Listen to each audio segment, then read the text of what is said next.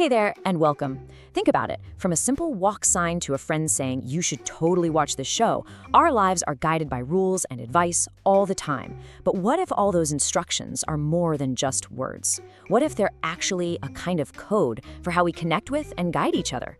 Well, today we're going to crack that code. We're going to explore the powerful language we use to instruct, advise, and, just help each other out every single day. So how do we talk about rules? It's something we don't really stop to think about, right? We give and get instructions constantly, but does the way we phrase a rule change how it feels to hear it? Let's find out. To see this language out in the wild in its natural habitat, we're gonna head to a preparatory school. Just think of this place as our living laboratory, a place where rules aren't just written on a poster, they're lived, breathed, and talked about every single day. Okay, first up, welcome to school. We're about to dive into this new environment and figure out the local language, the words and phrases everyone needs to know to get by. Which brings us to our second section, learning the lingo. Look, every language has its essential vocabulary, and the language of rules is no different. So let's build our foundation word by word. Let's start with the big one, rules. What are they really? Well, at their core, they're just instructions. They tell us what we must do or what we must not do. Simple as that. They're the basic framework that keeps a place like a school safe and running smoothly. And now for a super specific example, a dress code. It's just a set of rules all about what you're supposed to wear. This is a great way to see how a huge idea like rules can zoom right in on one tiny part of our day. And here's a word that has some real power to it, forbidden. Yeah, this isn't just a friendly suggestion. When something is forbidden, it means it is absolutely 100% not allowed. This is the language of the hard lines, those must-nots that are just as important as the must-dos. Now, this is where it gets really interesting. Check out that third row. We see our word, forbidden, and its opposite, its antonym, is allowed. Seeing that contrast just makes the meaning click, doesn't it? It's the same thing with the first row. Respectful really hits home when you see it right next to rude. Words get their power from their opposites. All right, so we've got the vocabulary down. Now for section 3, rules in action. Let's see how these words actually work by comparing the official school policy with a student's own personal schedule. This is where the theory really meets reality. And this side says it all. I mean, look at the language on the left under school rules. It's so direct. Students must follow, and cell phones are forbidden. Now look over at the right at my school day. The whole tone just shifts, right? It's all about what you should do to have a great day. Greet their teachers. Good manners help.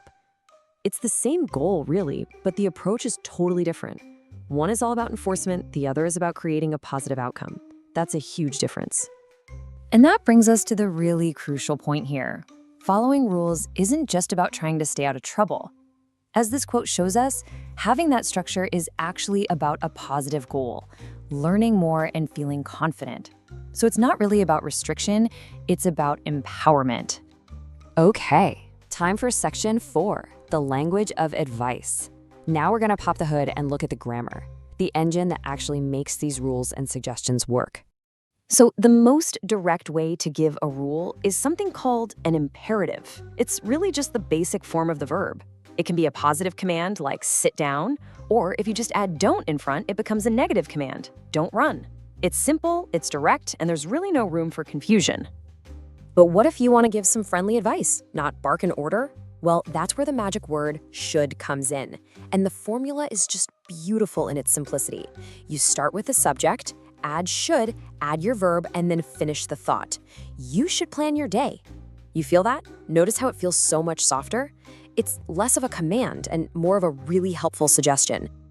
Okay, so theory is one thing, but it's time for our final section. Now, your turn. Let's actually put these grammar tools to the test. You ready? All right, here's your first challenge. Take this sentence, it isn't good to forget your homework. How would you turn that into a direct negative command? How would you say it using don't? I'll give you a second to think. And there it is. Don't forget your homework. You just take the main action, forget, and pop don't right in front. See? It's so simple, but so powerful. Let's try another one, this time with advice. How would you rephrase, if I were you, I'd make a study plan using our should formula? Think about those steps we just went over. Exactly. You should make a study plan.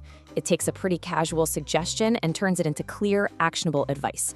You are totally getting the hang of this. So let's do a quick final review with this table. Look at that first row. A general thought like, it is a good idea to, becomes clear advice, you should. Now check out the last row. The direct command, don't talk loudly, becomes the slightly softer, you shouldn't talk loudly. It's all about picking the right tool for the job, you know? So you've seen the building blocks of how we guide each other from direct orders to helpful hints. And that brings me to one last question for you. What's the absolute best piece of advice you've ever received?